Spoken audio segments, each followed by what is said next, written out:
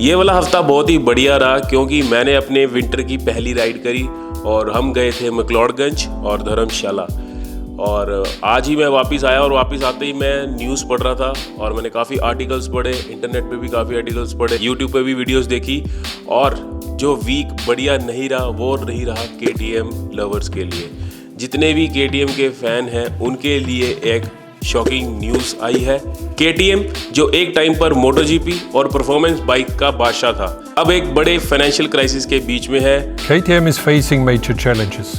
We need a pit stop for the future. और ये financial crisis क्या उनके MotoGP प्रोजेक्ट पर असर डालेगा और एम्प्लॉयज का क्या होगा? चलो इस पूरी स्टोरी को आज समझते हैं। सबसे पहले बात करते हैं KTM की रेपुटेशन की। ऑस्ट्रियन मोटरसाइकिल जायंट KTM मशहूर है अपनी परफॉर्मेंस बाइक्स के लिए। ड्यूक सीरीज हो या एडवेंचर बाइक, KTM ने हमेशा से ही सभी का दिल जीता है। लेकिन जो रिपोर्ट्स आ रही हैं, जो न्यूज आ रही हैं, वो इस कंपनी के फ्यूचर के ऊपर बहुत बड़ा सवाल खड़ा कर रही हैं। रिसेंट रिपोर्ट के मुताबिक KTM एक बड़े फाइनेंशियल क्राइसिस में गिरा हुआ है। उनका टोटल डेट 3 मिलियन यूरो से ज्यादा है।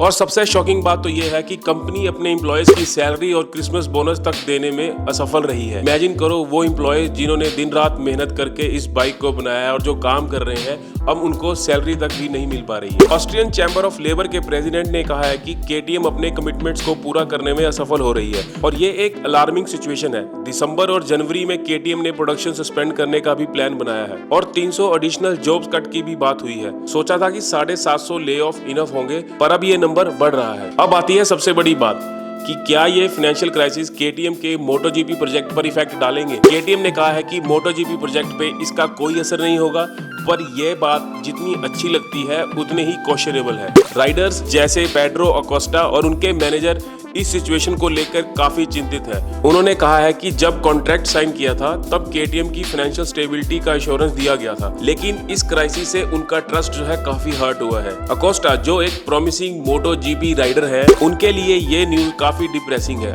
अगर कंपनी की इकोनॉमिक स्टेबिलिटी नहीं होती तो उनके सारे प्रोजेक्ट्स पर जो है सवाल उठते हैं। KTM ने इस फाइनेंशियल क्राइसिस से ओवरकम करने के लिए कुछ स्टेप्स उठाए हैं, जैसे कि जनवरी और फरवरी की उन्होंने प्रोडक्शन जो है वो अभी के लिए रोक दी है और कॉस्ट कटिंग मेजर इंप्लीमेंट किए जा रहे हैं। लेकिन सवाल ये है कि क्या ये स्टेप्स इनफ होंगे?